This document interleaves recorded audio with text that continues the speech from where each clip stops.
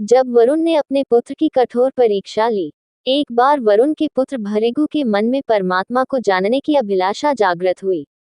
उनके पिता वरुण ब्रह्मनिष्ठ योगी थे, अतः भृगु ने पिता से ही अपनी जिज्ञासा शांत करने का विचार किया। वे अपने पिता के पास जाकर बोले, भगवान, मैं ब्रह्म को जानना चाहता हूँ, आप कृपा कर मुझे व्रत तत्व समझाए। वरुण बोले, जिससे सभी का पालन पोषण होता है, वही ब्रह्म है।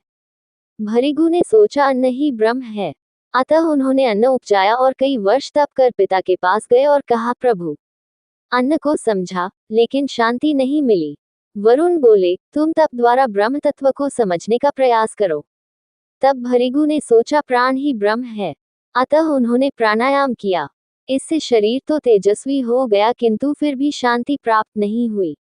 पुनः वे पिता के पास गए और अपनी जिज्ञासा दोहराई, ब्रह्म तत्व का रहस्य बताए। पिता ने कहा, तू तप कर।